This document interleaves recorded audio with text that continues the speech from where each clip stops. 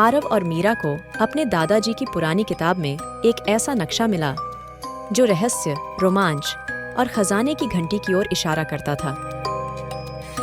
और उनके साथ था टिंकू, एक नटखट गिलहरी जो सिर्फ बातों में ही नहीं, शरारतों में भी उस्ताद थी। नक्शा उन्हें ले आया उस जंगल के दरवाजे तक,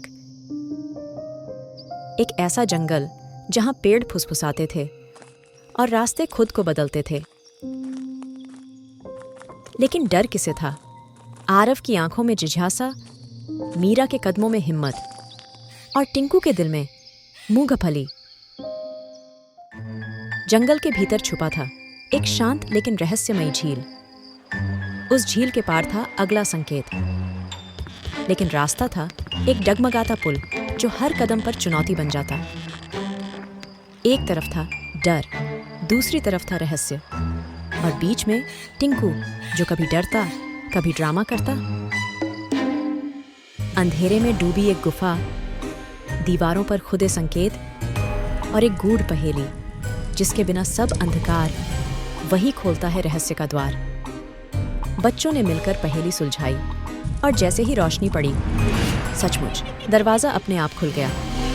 अब रहस्य और भी करीब था, और तब उन्होंने देखा एक विशाल सुनहरी घंटी मंदिर के बीचों बीच लटकी हुई थी।